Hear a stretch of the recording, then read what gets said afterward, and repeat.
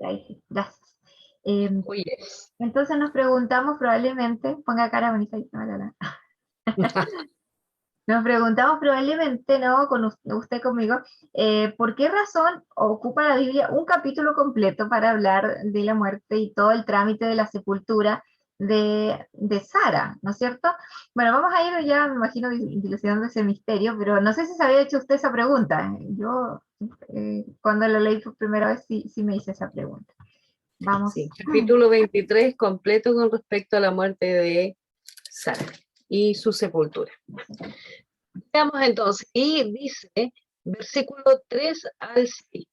Luego se retiró de donde estaba la difunta y fue a proponer a los hititas lo siguiente: entre ustedes, yo soy un extranjero. No obstante, quiero pedirles que me vendan un sepulcro para enterrar a mi esposa. Los hititas le respondieron: escúchenos, señor, usted es un príncipe poderoso entre nosotros. Sepulte a su esposa en el mejor de nuestros sepulcros. Ninguno de nosotros le negará su tumba para que pueda sepultar a su esposa. Versículo 7 al 9 dice: Abraham se levantó, hizo una reverencia ante los hititas del lugar y les dijo: si les parece bien que yo entierre aquí a mi difunta, les ruego que intercedan ante Efrón, hijo de Sofar, para que me venda la cueva de Macpela que está en los linderos de su campo. Díganle que me la venda en su justo precio, y así tendré entre ustedes un sepulcro para mi familia. Amén. Vamos leyendo, entonces, Catita, ¿nos ayudarías ahí a leer, por favor?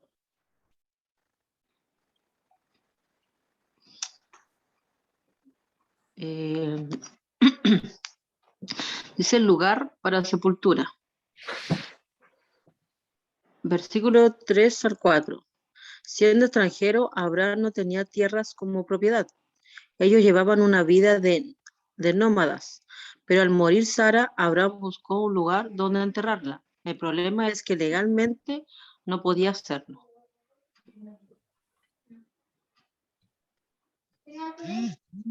Como extranjero, Abraham no tenía el derecho legal de comprar tierra en Canaán. Sabiendo esto, él decidió apelar a las autoridades de Hebrón.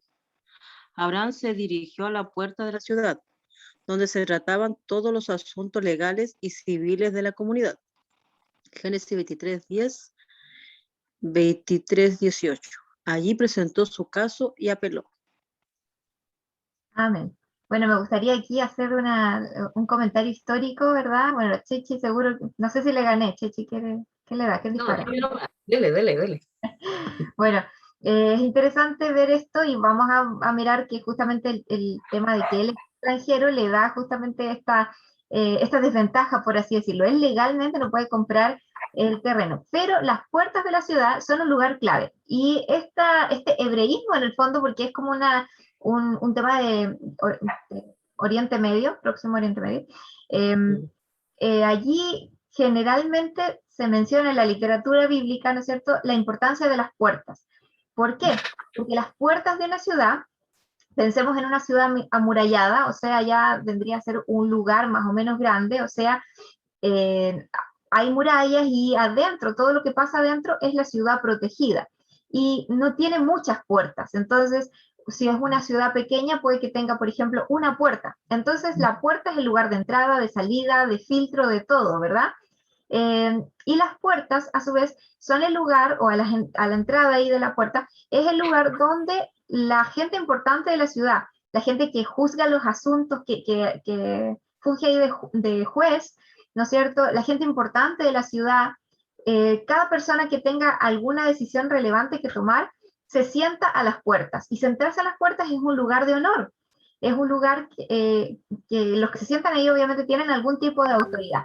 Entonces, bueno, es interesante tener esto en cuenta para cuando leamos el resto de la escritura y cuando aparezcan estas menciones de la puerta de la ciudad, todo pasaba allí y especialmente la gente importante está sentada ahí a la ciudad y es ahí, la puerta de la ciudad, el lugar donde se llevan a cabo los juicios, por ejemplo, ¿sí? Las decisiones de compra y venta frente a todos los testigos que van y vienen y pasan. Entonces allí ese es un lugar neurálgico de la ciudad, muy importante, ¿sí? Sí, hay que respetar que varias veces en la Biblia nos vamos a encontrar con situaciones como esta. donde nos muestra que los tratados son en la puerta de la ciudad, ¿ya? Y ese es como ir ante el abogado, ante el notario, no sé, una cosa así. Muy buena ilustración, ¿eh? Bueno, ahí va entonces Abraham a hablar con los dueños del terreno, del país en el fondo, porque él es extranjero, a pedir una prórroga, a pedir que se dé un juicio a su favor, ¿no es cierto? Algún designio a favor de él. Bueno, ahí vamos a leer, mi hermana Rosy, ¿nos quiere ayudar Rosina Orrego? ¿Qué significa?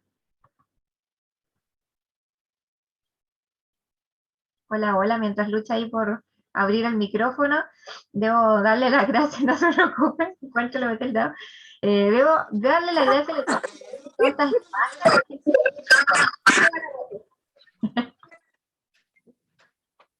Amén, ya. Estoy intentando que salga algo de mi celular. Ya. Abraham expresó activamente su fe en las promesas de Dios al querer comprarles a los hititas la tierra para la sepultura. Así demostró que creía en las promesas divinas. Quería sepultar a su amada esposa en la tierra que Dios le había prometido a él y a sus descendientes. Abraham llevaba viviendo en la región y se había ganado el respeto del... Lo veían como un protectorado de Dios, un príncipe de Dios en la tierra. Recordemos el pasaje ya leído de Génesis, capítulo 21-22. El rey Abimelech, ¿qué haces? El rango y la reputación le proporcionaban a Abraham una posición de liderazgo y digna de respeto ante los heteos.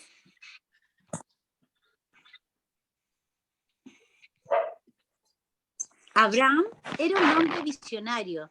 Él no solo estaba pensando en un lugar para enterrar a Sara y dejarla en una tumba de alguien más y cubrir la necesidad inmediata, sino también estaba pensando en él y sus hijos. Además, Abraham no estaba pidiendo nada regalado. Él estaba dispuesto a pagar el precio justo por el terreno. Él estaba haciendo lo posible por comprar un terreno que se convirtiera en su primera propiedad en la tierra prometida. Por ello, les propuso que le vendieran la cueva de Macpela. Leamos Génesis 23, del 10 al 16. Muy bien, antes de leer, solamente recalcar ahí lo que leíamos recién. Entonces, finalmente comprar este terreno es un acto de fe, ¿no es cierto? Porque él legalmente no podía hacerlo ahí, e incluso pudo haberse devuelto a la tierra de sus ancestros y haber enterrado a Sara allá. Pero obviamente, al comprar este terreno aquí en Macpela, él está haciendo una declaración de fe. Yo sé que Dios, porque era muy importante también el lugar donde descansan los muertos, ¿no? Donde se entierran, porque allí van a volver siempre. Entonces él pudo perfectamente haber vuelto a su tierra y recorrido toda la distancia para llegar, pero él hace este acto de fe, ¿no? Esta tierra no es mía ahora, pero por medio de esta compra yo estoy creyendo, ¿no es cierto?, que el Señor nos dará todo el resto de la tierra. Entonces, creo que ahí se explica por qué este episodio usa todo un capítulo en la Escritura, porque en el fondo demuestra una vez más que Abraham es un hombre de fe, en esto también nos da un ejemplo, y por lo demás nos muestra que ya hay un primer atisbo de que la tierra será de ellos, porque legalmente desde este momento la tierra, ese pedacito, esa cueva, comienza a ser de ellos. Chechi, estás desactivada. Sí, lo que pasa es que tengo mucho ruido de pronto con los perritos acá. Entonces, Alguien más lee, no te preocupes. sí, genial, porque tengo la ladrilla, pero ahora se callaron ya. Voy a leer. Entonces, esta porción la puse en Reina Valera, ya del 10 al 12. Dice, Efrón estaba entre los hijos de Et, y respondió Efrón eteo a Abraham, en presencia de los hijos de Et y de todos los que entraban por la puerta de su ciudad, diciendo, no, señor mío, óyeme, te doy la heredad y te doy también la cueva que está en ella. En presencia de los hijos de mi pueblo te la doy. Sepulta tu muerta. Entonces Abraham se inclinó delante del pueblo de la tierra. Versículo 13 al 16 dice, y respondió Efrón en presencia del pueblo de la tierra, diciendo, antes, si te place, te ruego que me oigas. Yo daré el precio de la heredad tómalo de mí y sepultaré en ella mi muerta. Respondió Efrón a Abraham diciéndole, Señor mío, escúchame, la tierra vale 400 siclos de plata. ¿Qué es esto entre tú y yo? Entierra pues tu muerta. Entonces Abraham se convino con Efrón y pesó Abraham a Efrón el dinero que dijo, en presencia de los hijos de Eb, 400 siclos de plata, de buena ley entre mercaderes. ¿Ya? ¿Por qué lo puse en Reina Valera? Porque la NBI no se refiere a la plata en sí y la expresión de buena ley. Vamos viendo, revisando qué significa esto entonces. Se ¿Temita? escuchan los cuchillos de fondo, así que vamos ahí a buscar una lectora. Y si mi hermana Betty Orrego nos ayudaría a leer esta pantalla, porfa. También anda ahí, achúntele con el dedito. Ahí está. Hola, Ya. ahora sí. Efrón estaba sentado, quizás en la puerta de la ciudad donde generalmente se llevaba a cabo las transacciones. Te doy la heredad. Esto sugiere que Efrón se sintiese generoso, sino que estaba obligado por la política feudal atea que estaba la propiedad de la tierra con el servicio al gobernante. La transmisión de la tierra a Abraham transferiría también responsabilidades feudales a Abraham, juntándole a todas las, perdón, estoy con un problema juntándole a todas las cargas y al reconocimiento de la legalidad vigente sobre aquellas tierras. Efrón estaba aparentemente deseoso de hacer esto y de ahí su ofrecimiento de regalar la tierra. Gracias. Estás muteada, Chechi, no te escuchamos. Estás hablando en modo mimo. ¿Verdad? Entonces, esto sugiere no que Efrón estuviera generoso, sino que él quería deshacerse de la tierra por algo, ¿ya? Porque era cara. De hecho, los impuestos y todo lo que ello significaba, los tributos que había que entregarle al rey por la tierra que tenía, era como los excesos de contribuciones que se pagan en Chile y los impuestos que hay que pagar, ¿cierto? Pero esto era en mayor escala en ese tiempo. Entonces se cree que Efrón estaba gustoso, deseoso y ansioso de deshacerse de la tierra, por eso quería regalársela en un principio. O sea, por eso decía que quería regalarla. Y él, cuando escucha que Abraham le dice, no, yo te la quiero comprar.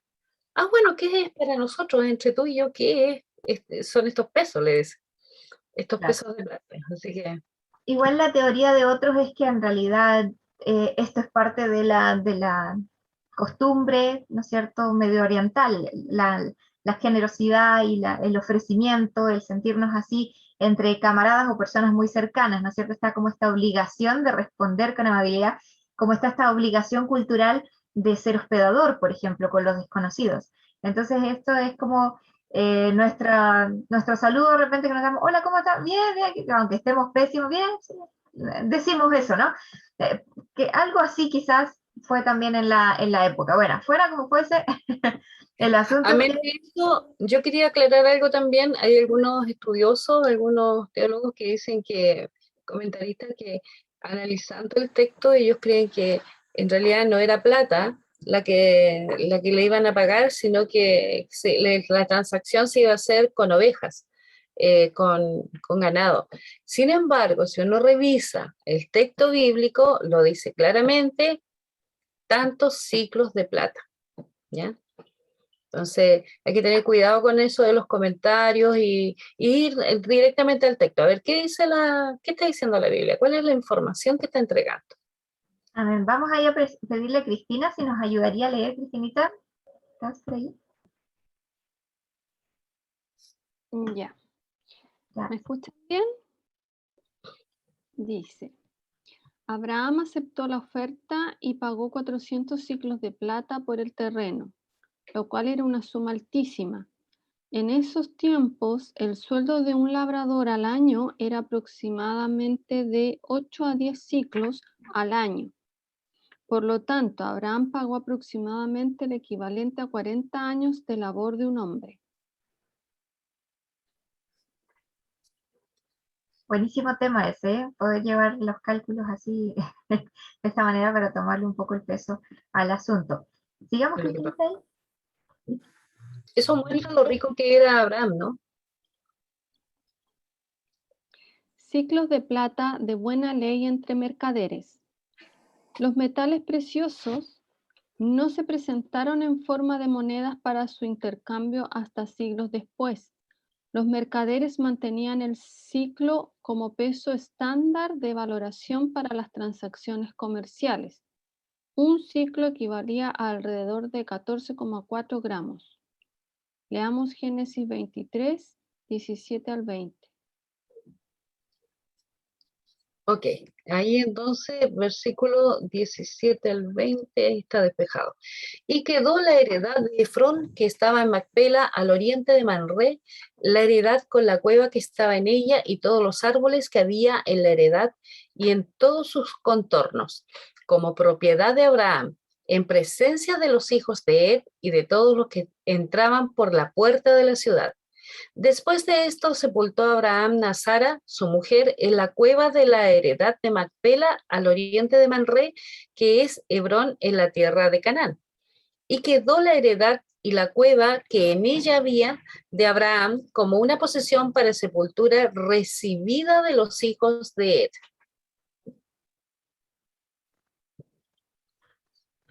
Muy bien, seguimos aquí entonces con la lectura. Mi hermana Patti, no sé si está con señal para ayudarnos a leer. Ya, ok. Lo que está en pantalla, ¿cierto? Versículos 17 y 18. Con las palabras de la transacción, la descripción cuidadosa de la propiedad y el pago del precio citado, todo ello llevado a cabo ante testigos y en el lugar propio para las transacciones. La propiedad de la tierra pasó oficialmente a Abraham. Esto seguía estando en pie años después en tiempos de Jacob. Capítulo 49, versículo 20 al 32, y capítulo 50, versículos 12 y 13. Muy bien, entonces con estas palabras de descripción, ¿no es cierto?, se hace el traspaso. Miren aquí, esto es bien interesante, me llama la atención porque parece ser un capítulo poco como relevante para la teología, pero a mí que me encanta la historia, no sé si a alguien más hay que por aquí le guste eso, ¿verdad? Sí, es entretenido. Estamos viendo una transacción económica según la usanza de la época de hace 3000 años atrás. Entonces, esto es un registro histórico muy interesante acerca de cómo se establecían los tratos y el trato también, la forma de la transacción, ¿no es cierto? Y el respeto y todos los detalles, ¿verdad? Nos podemos imaginar claramente cómo sucedió todo. Sigamos leyendo allí. Veo a Carlita. Carlita, ¿nos ayudarías a leer? ¿Tienes señal? Ahí nos debatimos entre la señal también. Hola, sí, buenas tardes. Hola, Ya, dice, hola, dice el versículo 23 al 19, dice, después de esto, consumada la compra, Abraham sepultó a Sara. Moisés observa que el lugar es Hebrón, en Canaán, al que sus lectores iniciales iban pronto a dirigirse. Lo que pasa es que Moisés, se hace referencia a Moisés porque es el autor, ¿cierto?, de los 5 primeros libros. Amén, lo que llamamos Pentateuco, ¿no es cierto? Son los 5 primeros libros de la Biblia y nosotros, cristianos conservadores, seguimos también obviamente la idea de la tradición judía, la tradición hebrea, que cree que los 5 primeros libros de la Biblia fueron escritos por Moisés. ¿Recuerda usted los 5 primeros, sí? Génesis, Éxodo, Levítico, Número, Deuteronomio, ¿no es cierto? Esos son los 5 primeros libros de la Biblia, que en nuestras versiones, desde la versión latina en adelante, le llamamos Pentateuco, pero que en las versiones judías se llama esa sección la Torá o la ley, mandamiento, ¿sí? Seguimos entonces en nuestra lectura. Ahí veo a Damaris conectada. Damaris, ¿te gustaría ayudarnos a leer, por favor? Damaris Seidler. Por ahí. No sé si se escucha. Ahí algo se escucha. ¿Se escucha o no? Ahí un poquito mejor, a ver. ¿Ahora sí? Ahora sí. Ah, ya. ¿Leo lo que está ahí en la pantalla? Sí, por favor. Ya. 23:20 quedó la heredad y la cueva recibida. Este es un resumen importante porque finalmente, tras años de peregrinación nómada, Abraham poseía una pequeña propiedad en medio de la tierra que Dios le había prometido a él y a sus descendientes. La cueva también se convirtió muchos años después en el sepulcro familiar para Abraham, Isaac, Rebeca, Lea y Jacob. Capítulo 25:9, 49 del 30 al 31 y 53. Con Raquel como excepción, 35:19. Déjeme leer 35:19. A ver, se me pasó. 35:19 dice: así murió Raquel y la sepultaron en el camino que va hacia Efrata, que es Belén. Dice ahí sobre la tumba, Jacob erigió una estela, ya, pero fue en otra parte. Definitivamente ella no fue sepultada en Macpela, en Hebrón, ¿ya? Y es la única persona de la familia, de este núcleo familiar. Acuérdense que Génesis se enfoca desde el capítulo 11 en adelante, que es lo que estamos viendo ahora, ¿cierto? Ya vamos en el 23, se enfoca en ciertos personajes, la vida de Abraham y su familia, ¿ya? Que es lo que vamos a ver hasta el final. ¿Por qué? Porque con eso el Señor va a iniciar el pueblo de Israel. Este igual a mí me parece un dato súper relevante, no sé si a ustedes también, porque obviamente se sigue una tradición y aquí están nuevamente haciendo un acto de presencia, enterrando a sus muertos ahí en ese lugar que claro, les pertenece, ahora es mucho más fácil hacerlo, pero nos damos cuenta que no es cualquier lugar y ellos tienen muy presente la promesa de Dios. En el caso, por ejemplo, de Jacob, Jacob muere en Egipto. Jacob se va, ¿no es cierto?, con su hijo, más tarde lo vamos a ver, se va con su hijo José a Egipto en ese tiempo de hambre, él muere allá, pero él pide ser sepultado de vuelta. Y también José pide que traigan sus huesos al lugar, a la tierra de la promesa, y probablemente específicamente a la cueva de Macpela. Entonces aquí empieza, en este capítulo, toda una serie de eventos, ¿no es cierto?, que hacen o que cada generación vaya mostrando su fe, también como Abraham, en que Dios les va a entregar esa tierra como herencia. Vemos ahí lo significativo, ¿no? Amén. Vamos a seguir entonces. ¿Perdón? No, iba a hacer referencia con respecto a la tumba en sí, que se volvían a ocupar para la misma familia porque se iban seccionando en el lugar adentro. Los Claro, restos no se movían, se quedaban ahí. Perdón, como hoy día también es en un cementerio, uno puede comprar, ¿verdad? No solo un nicho, sino una tumba. Bueno, vamos ahí a pedirle a Estelita si nos quiere ayudar a leer en esta sección, en esta diapo. Amén. Hola, Estelita. Hola, hola a todos. Hola, Felipe. La tumba de los patriarcas está considerada como el centro espiritual de la antigua ciudad de Hebrón, al sudoeste de Cisjordania. Aparentemente, este lugar se encuentra actualmente debajo de la mezquita que se edificó en Hebrón, que está considerada como la segunda o la tercera en orden de importancia en el mundo islámico. Esta preponderancia se explica por qué los árabes remontan su ascendencia a Abraham. A partir del año 1268 de nuestra era, se ha impedido a los cristianos, salvo raras excepciones, el acceso a la mezquita y a la cueva donde, además de Sara, estarían sepultados a Abraham, Isaac y otros importantes personajes como Rebeca, Lea y Jacob. Esa lámina, esa imagen que tenemos abajo, a mano derecha, es precisamente la mezquita, que está sobre el lugar donde estaría la cueva. La cueva en sí es un lugar de visita, pero sobre todo para el mundo musulmán. No se le permite en realidad a los cristianos, menos a los judíos. Entonces es un lugar que ellos veneran. ¿Por qué? Porque ellos son descendientes de Ismael. Y por ende se creen, ¿cierto?, de las promesas que por ser hijo, el primer hijo, no toman en cuenta que Dios determinó que el pacto iba a ser con el hijo de la esposa, no de la esclava. Por eso ellos consideran entonces tan importante esto, porque son descendientes de Ismael, pues el primer hijo de Abraham. Y ahí está la trifulca hasta hoy. Cisjordania, ¿no es cierto? Este sector al lado occidental del Jordán. Y bueno, Ajá. Jordán es por acá, ¿no es cierto? Al otro lado. Ok, vamos entonces a seguir leyendo. No sé si mi hermano Pato ahí, o con el nuevo micrófono, o al ladito, nos quisiera ayudar a leer. Patito Cisterna. Sí.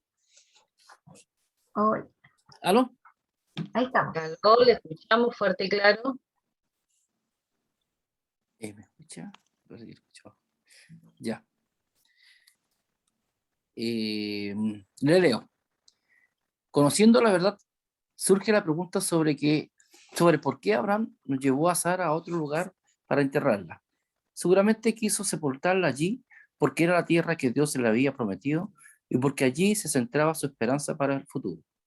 A medida que recorremos la Biblia encontraremos que Dios tiene dos grandes esperanzas, dos grandes propósitos, un propósito terrenal y un propósito celestial.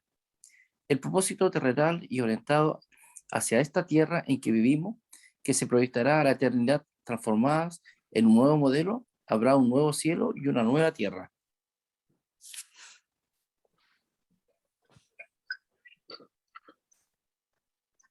¿Sigo? Siga, Patito. Habrá una futura tierra que estará habitada por toda la eternidad. Esta es la promesa que Dios hizo a Abraham y a los que vinieron después de él. Y esta era la esperanza que Abraham tenía.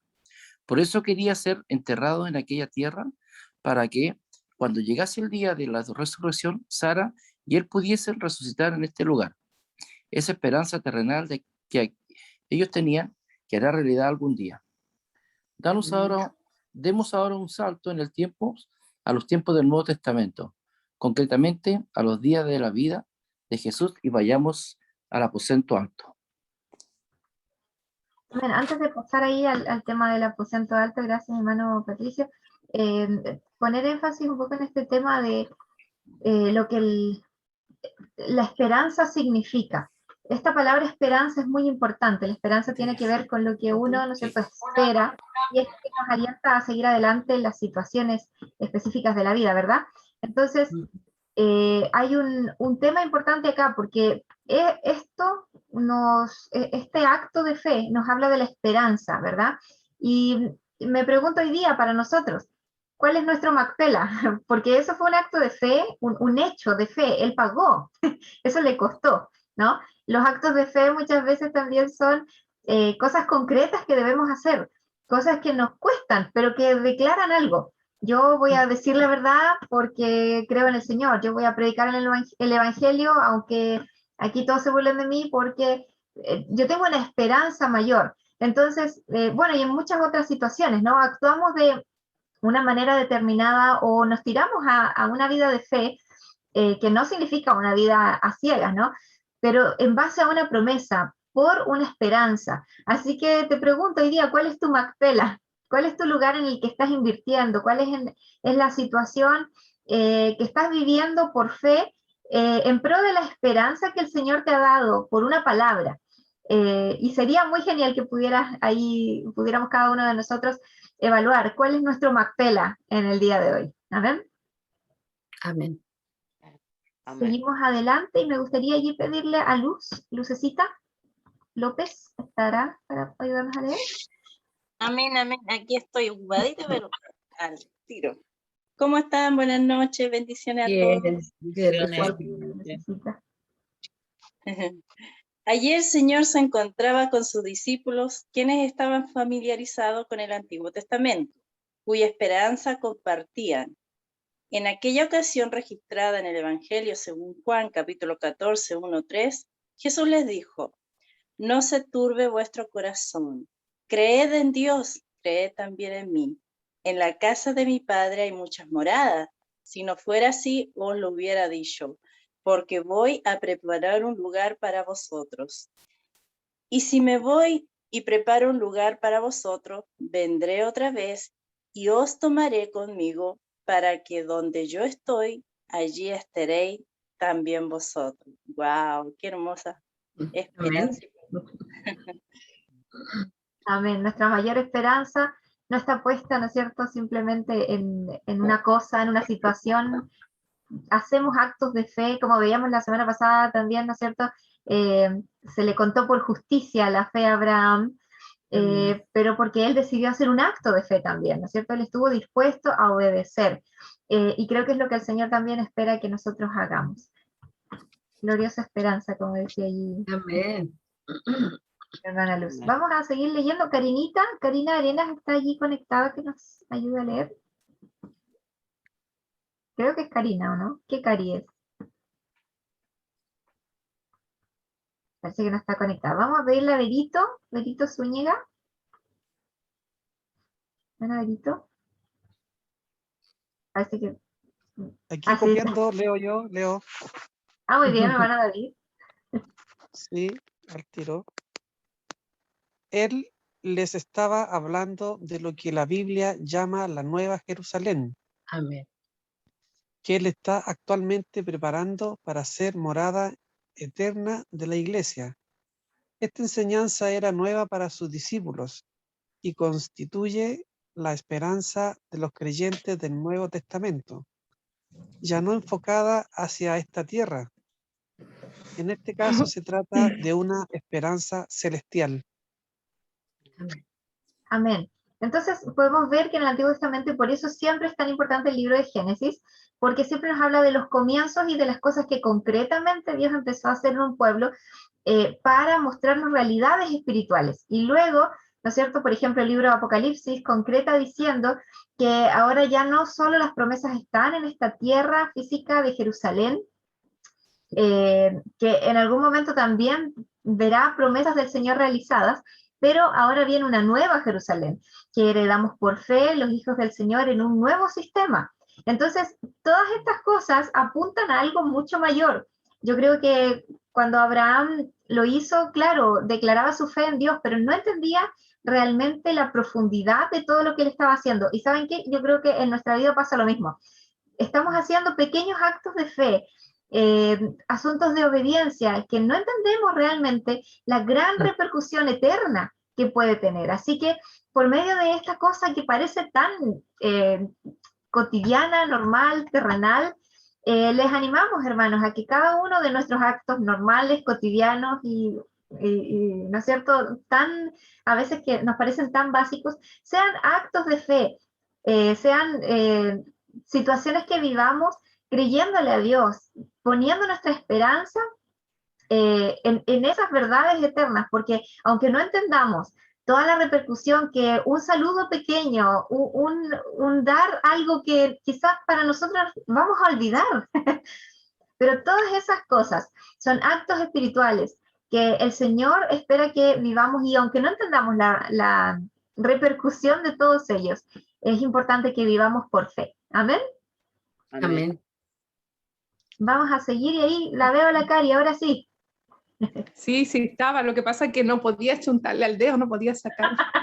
Ha sido el problema de hoy, no se preocupe. Vamos. ¿Dónde leo? Ahí. La pantalla. Podríamos pensar, como muchos hoy en día, que para aquellos personajes tan significativos, todo terminó en aquella sepultura.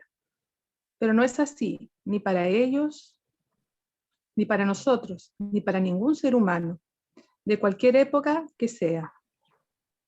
En un día futuro, aquellos personajes se levantarán del polvo para unirse a la Iglesia de Cristo, a los creyentes verdaderos de todos los tiempos. Todos aquellos que tuvieron y que tenemos la misma fe de Abraham, de Sara y de tantos otros, resucitarán de entre los muertos.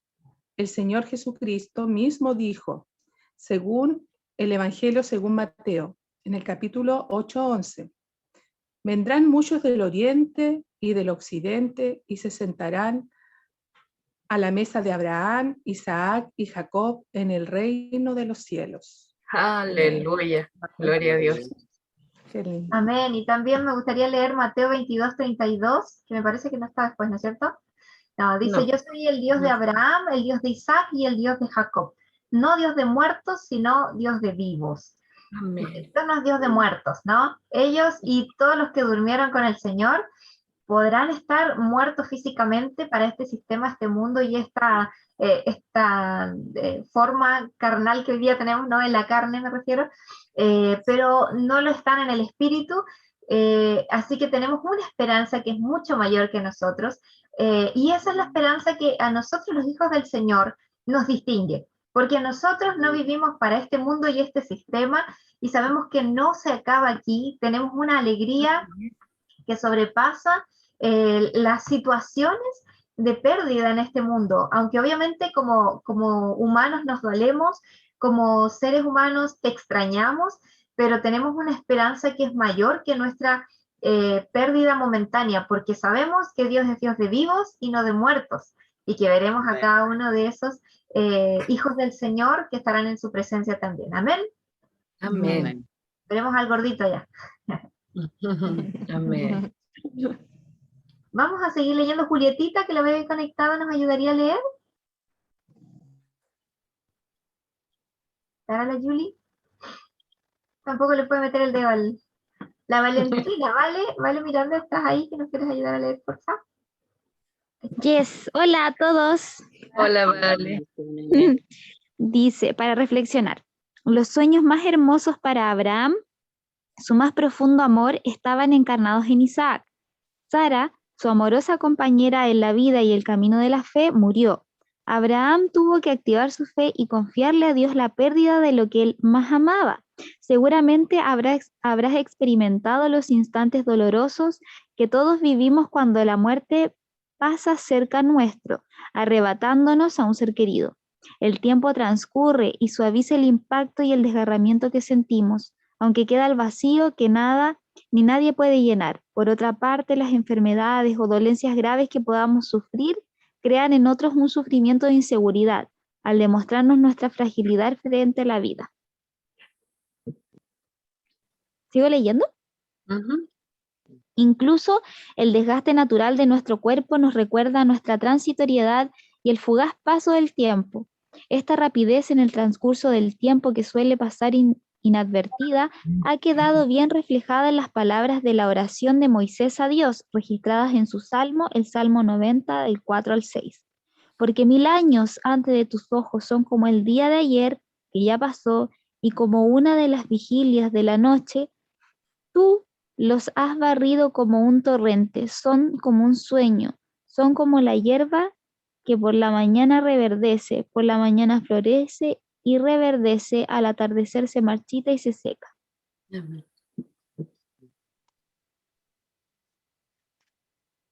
¿Qué le ha revelado? ¿Lo leo, cierto? Sí, sí. Un momento, es que estaba hablando muteada, así que gracias, Vale. Bueno, hasta aquí un poquito la reflexión que tiene que ver, ¿no es cierto?, con la realidad de la muerte. Creo que, entre paréntesis, hay muchas cosas que a veces nos, como que, no sé, como seres humanos nos tocan, ¿no? Y he visto varios cristianos de repente asustados por la muerte. Y sobre todo en estos tiempos de coronavirus, ¿no? De varias cosas. Qué bueno reflexionar que aunque la muerte es una realidad de la vida, gracias, o bueno, no sé si decir gracias, pero como consecuencia del pecado original, ¿no es cierto? También la promesa y esperanza de una resurrección es parte de nuestra vida cristiana, y de nuestra vida cristiana hoy día también es la esperanza del retorno de Cristo. Así que cada generación, ¿no es cierto?, que está viva, todavía puede decir con Pablo, bueno, resucitarán los muertos y luego nosotros, los que vivimos, seremos arrebatados. ¿Quién tiene esta esperanza además de... Amén, amén. Todos aquí, ¿verdad? Tenemos esta esperanza de saber que el Señor cumple sus promesas y que si Él fue a preparar lugar y dice, yo vuelvo pronto, esa realidad y esas promesas son para nosotros hoy día. Entonces, frente a cada situación de pérdida, siempre está la esperanza siendo avivada por el Señor. Muchas gracias, Vale. Y no sé, ahí veo a Verónica Orrego. Perito, no sé si está ahí conectada, ¿nos quiere ayudar a leer para terminar esto? Amén, sí. Dice, ¿qué le ha revelado sobre usted mismo esta situación? ¿En qué confía? ¿Qué es lo que ama más que a Dios? Wow. ¿Cómo sabrá usted si su lealtad y su amor al Señor tienen un rival indigno? ¿En qué aspecto su crecimiento en la fe ha tocado a su Isaac o le ha quitado su Sara? Wow. Amén. Importantes preguntas para la reflexión. Hablamos un poquito de dónde está tu Macpela, tus actos de fe. Y aquí también me parece que esta pregunta es muy relevante para la reflexión. No vamos a ir a grupos hoy día, pero me gustaría que usted y yo lo pudiéramos pensar. Nuestra lealtad sigue puesta en el Señor cuando es arrebatado, como en el caso de Job, todo lo que tenemos. Cuando ha sido tocado nuestro Isaac y quitada nuestra Sara, ¿no? Seguimos en la fidelidad al Señor, seguimos buscándole a Él en vez de debatir con Él. Me gustaría dar espacio, y voy a cortar ahora la grabación,